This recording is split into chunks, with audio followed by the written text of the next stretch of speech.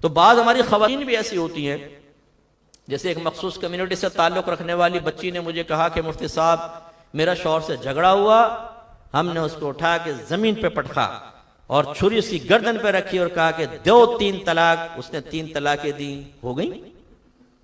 यानी इतने भोलेपन से हो गई।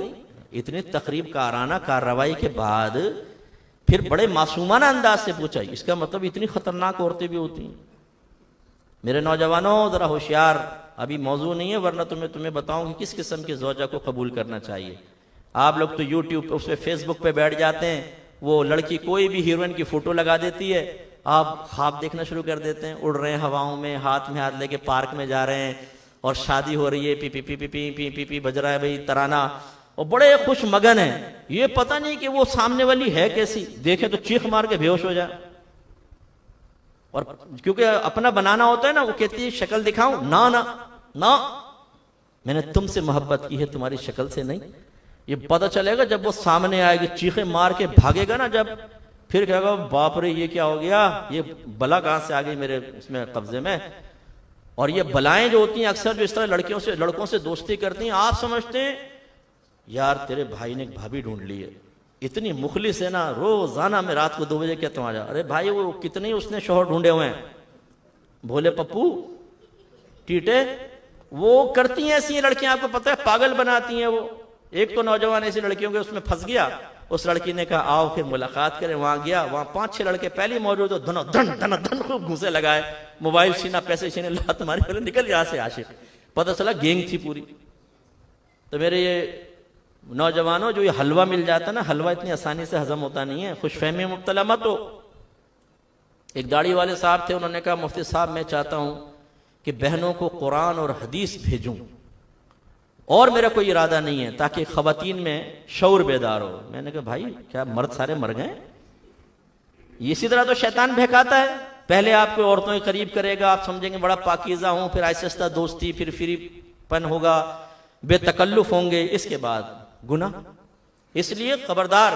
तो बहरहाल खुलासे कलाम यह है कि ऐसी भी खवातीन है जो शोहर से बदतमीजियां करती हैं, उन बहनों के लिए एक बस में बात अर्ज करता हूं। नबी करीम सल्लल्लाहु अलैहि वसल्लम ने इरशाद फरमाया, अगर मैं मखलूक को सजदा करने का हुक्म देता तो बीवियों को हुक्म देता कि वह अपने शोहरों को सजदा करें। यानी इतना अल्लाह ने हक रखा है। एक रिवायत में आता है कि कुछ सरपरस्त थे, वो एक बच्ची को बारगाह रिसालत में लेकर आए, रसूलुल्लाह हम इससे कहते हैं शादी कर ले, शादी नहीं करती। सरकार ने बच्ची से पूछा कि आप क्यों शादी नहीं करते? उसने अर्ज़ किया रसूलुल्लाह पहले बताइए कि एक बीवी पर शौहर का क्या हक होता है। सरकार ने बयान फरमाया उसका हक यह है कि अगर शौहर का पूरा बदन फर्ज कर लें खून और पीप से भरा हो और औरत जबान से चाट के उसको साफ कर दे, तब भी वो अपने शौहर का हक अदा नहीं कर सकती। ये कराहत वाली चीज है ना, जबान लगाना ब्लड को। लेकिन सरकार क्या समझा रहे हैं? समझा रही है कि अगर शौहर फर्ज कर ले उसकी कुछ नागवार मामलात भी हैं, औरत सब्र करे तब उसका हक अदा होगा। तो बच्ची ने जवाब में कहा या रसूलल्लाह बस यही बात है, मैं ये समझती हूं कि मैं अपने शौहर का हक अदा नहीं कर सकूंगी। तो सरकार ने शायद फरमाया उनके पेरेंट्स से कि बस इसको फिर ऐसे रहने दो, इसकी मर्जी पे छोड़ दो।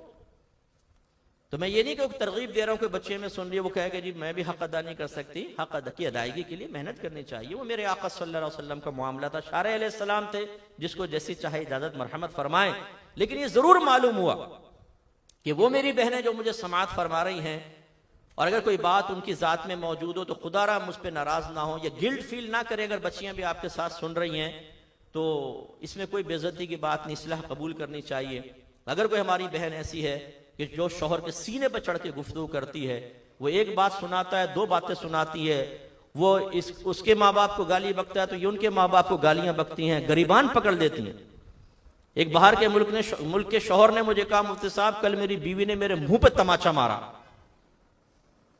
जो इस तरह की खवातीन हों, जिनके 8-10 भाई हों और शौहर जैसे कुछ कहने लगे तो कहें बुलाऊं भाइयों को, फोन करूं? नहीं, बच्चों के पेम्पर बदलना ना, मैं बदलता हूं, फोन के जी बाथरूम में।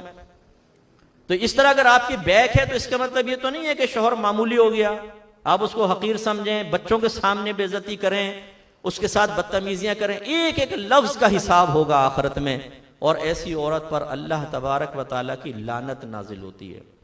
जो बगैर किसी वजह के शौहर से बदतमीजी करे। हाँ, बाद वक़्त ऐसा होता है, कोई बात हो रही है, औरत ने दिफा में कोई जुमला कहा, लेजा सख्त हो गया, नहीं होना चाहिए था, लेकिन चलें वो तो दिफा में कह रही है, ये कोई जवाब देना जरूरी हो जाता है, बाद वक़्त शौहर वजाहत तलब कर रहा होता है, वो एक अलग चीज़ है। लेकिन एक होता है बाकायदा लड़ाई करना, बाकायदा डांटना, डपटना, इसको आदत बना लेना, ये गलत है। एक खातून ने मुझे फ़ोन किया, रोने लगी फ़ोन के ऊपर, मुफ्ती साहब मेरे शौहर ने बड़ा जुल्म किया, मुझे मारा है, पीटा है, गालियाँ बकी हैं। तो हमें आ रहा काफ़ी तजर्बा है इस चीज़ का कि ख़वातीन के आंसुओं से फ़ौरन हम पिघल नहीं जाते हैं।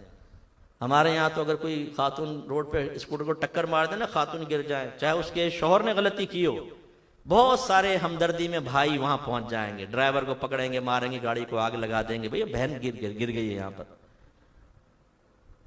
तो वो जब रोई तो मैंने कहा अच्छा पहले तो आप अपने आंसू बंद करें, बिल्कुल रोना बंद करें, फिर मैं आपकी बात सुनूंगा। खामोश हो गई।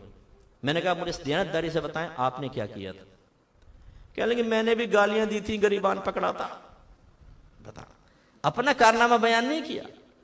इसलिए जो इतने वालिदैन मुझे सुन रहे हैं, मैं आपसे गुजारिश करता हूं, अगर आपकी बच्ची ससुराल की कोई शिकायत लेकर आए, जरूरी नहीं है कि बच्ची 100% सच कह रही हो।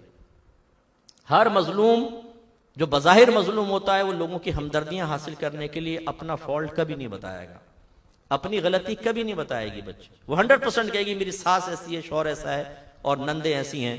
और भोले वालिदैन अपनी बच्ची की मोहब्बत में बाद औक़ात जो उन लोगों ने नहीं किया होता उसे भी सच तस्वुर करके उनसे बदगुमान होते हैं, लड़ाई झगड़ा फितना फसाद करते हैं। और बाज बच्चियां इस तरह झूठ बोलकर खुद अपना घर बर्बाद करती हैं, क्योंकि जब वालिदैन जाके अटैक करते हैं, तुमने हमारी बच्ची को ये कहा, ये किया, तुम तो दूध नहीं पीने देते बच्ची को। कहते हैं पूरा 1 किलो रोजाना पीती है, तो इसी के लिए तो मंगाते हैं। और घर में आगे क्या कहा, अम्मी मैं दूध को तरसती हूँ, खुद सास पी जाती है, मुझे दिखा दिखा के ओल्टीन डाल के एक घूंट पी लेती है, मुझे नहीं देती। अब माँ तो तड़प जाएगी, अरे मेरी बच्ची को दूध नहीं दे रही।